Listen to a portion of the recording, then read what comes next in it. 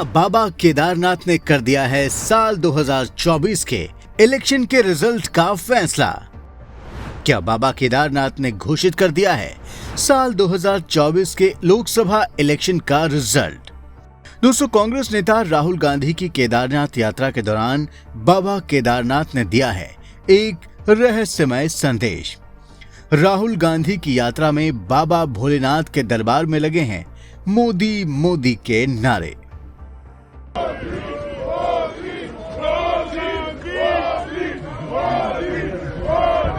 क्या मोदी को बाबा केदारनाथ ने बुलाया है? क्या मोदी को बाबा केदारनाथ का बुलावा आया है? क्या मोदी नाम के इस जयकारे में बाबा केदारनाथ का कोई मैसेज मोदी जी के लिए छिपा हुआ है? क्या साल 2024 के इलेक्शन से पहले मोदी को बाबा केदारनाथ ने विजय का आशीर्वाद दे दिया है? क्या बाबा के दरबार में लगे इस नारे के बाद अब मोदी जी भी केदारनाथ धाम आने वाले हैं? दोस्तों, के सूत्रों की माने तो बाबा केदारनाथ ने मोदी को लोकसभा इलेक्शन के ठीक पहले अपने दर्शन करने का आदेश दे दिया है और दिवाली के ठीक पहले मोदी कभी भी बाबा केदारनाथ के दर्शन करने आ सकते हैं। अब बाबा ने मोदी को ऐसा आदेश क्यों दिया है, इसे समझने के लिए हमें कई बातों पर ध्यान देना होगा। दरअसल भैया दूज यानी 15 नवंबर को केदारनाथ धाम के पट बंद होने वाले हैं और इसके बाद बाबा के धाम के दरवाजे अगले साल 2024 में सीधे 10 मई को खुलेंगे। यानी उस समय तक संभवतः लोकसभा के चुनाव हो चुके होंगे। ऐसे में बाबा ने मोदी को इसलिए पहले ही बुला लिया है ताकि वो इलेक्शन के ठीक पहले उनको विजय का वरदान दे सकें। इसके अलावा 5 राज्यों में विधानसभा चुनाव है। मोदी इसलिए भी बाबा के बुलावे पर दिवाली के आसपास केदारनाथ धाम जाने का प्रोग्राम बना चुके हैं ताकि उन्हें न केवल बाबा से अगले लोकसभा चुनावों में जीत का वरदान मिल सके, बल्कि डबल बोनस में 5 राज्यों के चुनावों में भी जीत का आशीर्वाद मिल सके। हालांकि राहुल गांधी भी बाबा केदारनाथ के दरबार में जाकर हाजिरी लगा चुके हैं, लेकिन वहां भोलेनाथ ने उनके सामने ही अपने भक्तों से मोदी मोदी के नारे लगवाकर एक प्रकार से यह संदेश ही दे दिया है कि वो किसे जीत का आशीर्वाद देने जा रहे हैं। आप तो जानते ही हैं कि मोदी जी कितने बड़े शिव भक्त हैं।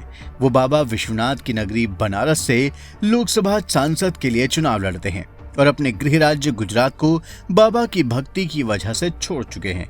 बाबा विश्वनाथ ने उनकी भक्ति को देखकर उन पर कृपा भी की और साल 2014 और साल 2019 के लोकसभा चुनावों में न केवल उन्हें बनारस से चुनाव में विजय दिलाई, बल्कि उन्हें भारत का प्रधानमंत्री भी बना दिया था।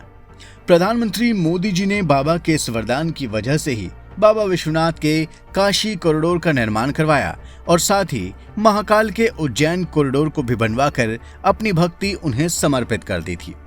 मोदी झारखंड स्थित बाबा वैद्यनाथ के दरबार में भी हाजिरी लगा चुके हैं और हाल ही में आदि कैलाशनाथ के दर्शन करके उन्होंने बाबा की कृपा प्राप्त कर ली है। केदारनाथ धाम से तो उनका बरसों पुराना नाता रहा है।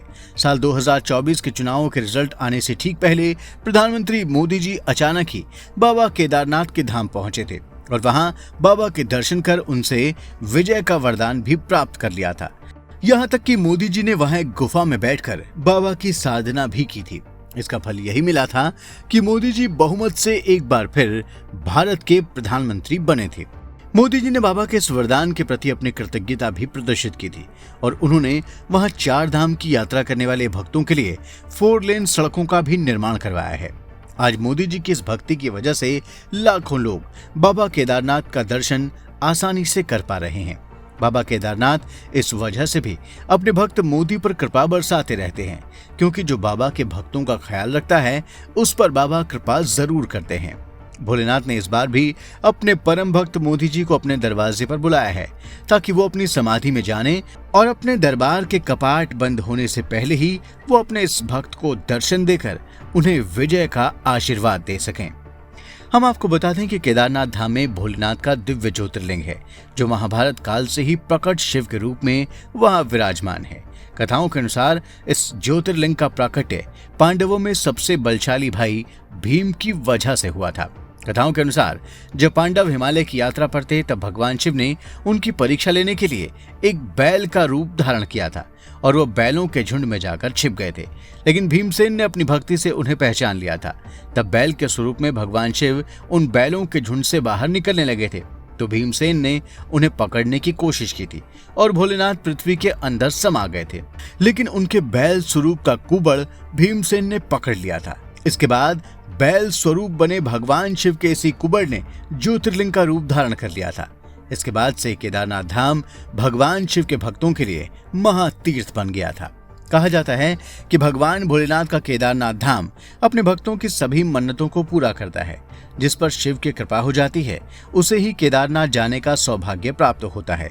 मोदी अपने जीवन के प्रारंभ से ही भगवान शिव के बड़े भक्त रहे हैं और उन्हें अपने जीवन काल में अक्सर भगवान शिव की कृपा अनायास ही प्राप्त होती रहती है। भगवान शिव उन्हें अक्सर अपने केदारनाथ धाम बुलाते रहते हैं और उन्हीं की कृपा से आज मोदी विश्व के सबसे शक्तिशाली नेता के रूप में उभरे हैं। तो अगर मोदी जी केदारनाथ एक बार फिर आ रहे हैं तो आप यकीन मानिए कि बाबा ने उन्हें अपना आशीर्वाद देने के लिए ही बुलाया है, ताकि वो अपने कपाट खुलने के बाद मोदी जी को एक बार फिर से भारत के प्रधानमंत्री के रूप में देखें। दोस्तों, अगर आपको हमारा ये वीडियो पसंद आया है तो आपसे निवेदन है कि आप इसे जरूर लाइक करें और हमारे चैनल द कर्मा को सब्सक्राइब भी कर लें। अगर आप हमारे वीडियोस को रेगुलर देखना चाहते हैं तो बेल आइकन का बटन भी दबा दें ताकि आपको हमारे वीडियोस की नोटिफिकेशन समय समय पर मिलती रहें। जय बाबा केदारनाथ, हर हर महादेव।